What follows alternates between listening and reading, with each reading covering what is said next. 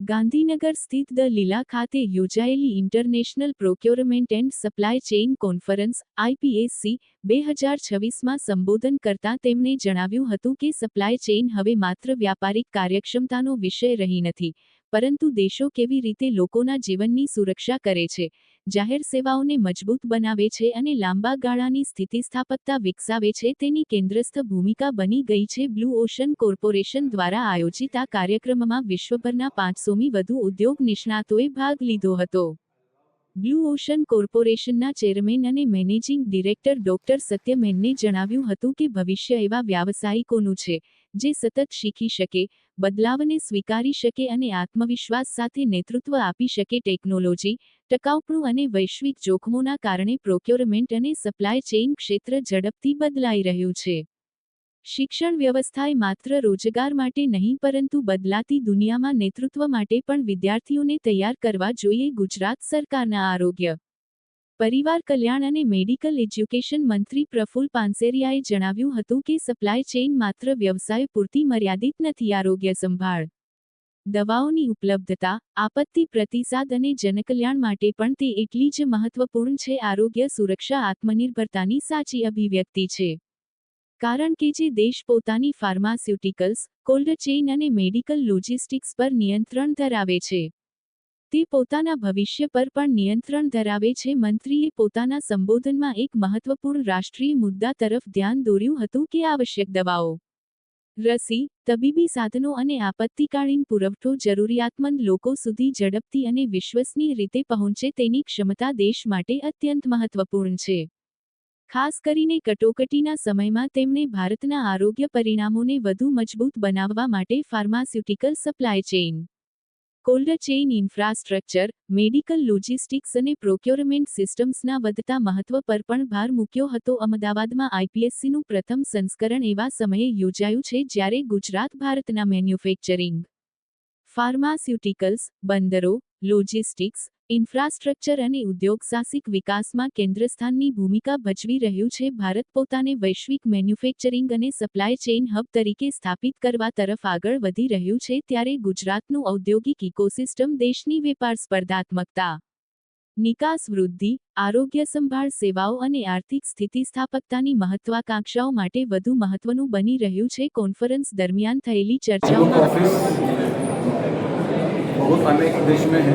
हम लोग 28 साल से यही क्षेत्र में काम कर रहे हैं, जो दुनिया का number 1 supply chain and logistics training and consultancy का अवार्ड मिला हुआ है हमको.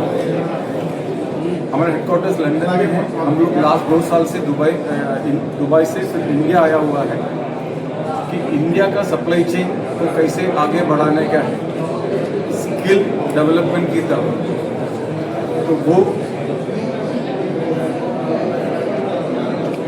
क्या बोलते हो, उसका मकसद से आया हुआ है हम लोग इंडिया में.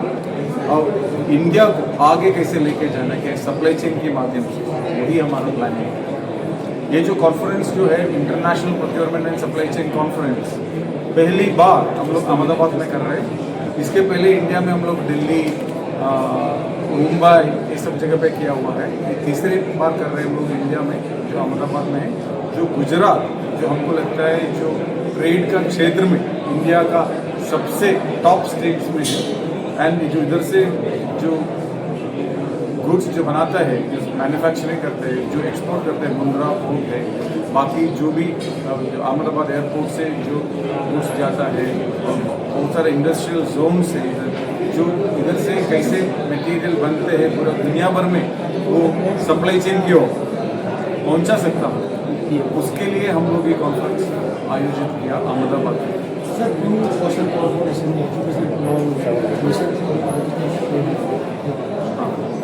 हमारा मानना है कि एजुकेशन सिर्फ इंग्लिश लैंग्वेज में सीमित न हो. इसे एंड सप्लाई चेन दुनिया भर में 90% इंग्लिश में ही सिखाया जाता है. सो हम लोग इंडिया में बहुत सारा गवर्नमेंट स्कूल्स है, बहुत लोग जो इंग्लिश नहीं जानता है, क्यों हम लोग क्यों उन लोगों को रोकने का है एजुकेशन से. इसलिए हम लोग इंडिया का 14 लैंग्वेज में ये जो supply chain education for all की तरह सबको सिखाने के लिए सप्लाई चेन। सो वो इंटरनेट की ज़रूरत है या क्लासेस का एक्सेसिबिलिटी, लोगों के पास जब बड़ा शहर में जाने के एक्सेस नहीं है, वो कोई प्रॉब्लम नहीं है, क्योंकि learning at finger tips, AI और टेक्नोलॉजी के ज़रिए हम लोग ये जो एजुकेशन है इंडिया का हर कोने में पहुंचाना चाहता हूँ। एंड ये जो supply chain education for all है नॉन प्रॉफिट इनिशिएटिव है ब्लू ओशन का, हम लोग जेन्युइनली यही चाहता है हर भारतवासी सप्लाई चेन जाने समझे, क्योंकि ये जो एक चीज़ है जो आप सब लोग का जिंदगी में बहुत फायदा भी लेके आ सकता है, नुकसान भी लेके आ सकता है। जैसे अभी तेल सप्लाई चेन इश्यू है, हेल्थ केयर कोविड के टाइम पे सप्लाई चेन इश्यू है, कोई भी दुनिया में कोई भी जियोपॉलिटिकल टेंशन होता है, कोई भी डिस्ट्रप्शंस होता है, तो ये सप्लाई चेन सबसे पहले अफेक्ट होता है। एंड आम आदमी तक सबसे एक कर्मचारी जो होटल में काम कर रहे हो या गवर्नमेंट ऑफिस में हो, बड़ा बड़ा उद्योगपति हो, जो गवर्नमेंट हो, सबको अफेक्ट हो जाता है। तो इसलिए सप्लाई चेन सीखना बहुत ज़रूरी है। अगर सप्लाई चेन में आप काम नहीं करो फिर भी ठीक है, बट अंडरस्टैंडिंग बहुत इंपॉर्टेंट है। इसीलिए हम लोग सप्लाई चेन गुजरात में पहली बार आयोजन है, सप्लाई चेन को किस लिए देख रहे हो आने वाले 5 साल में? देखो, अभी इंडिया जो है बहुत सारा इंफ्रास्ट्रक्चर बनाया हुआ, अभी इंफ्रास्ट्रक्चर से सिर्फ 15% है सप्लाई चेन का, बाकी 85% जो एक्टिविटी है सप्लाई चेन का उसके ऊपर बहुत सारा काम करने का है एंड बहुत अपॉर्चुनिटी है।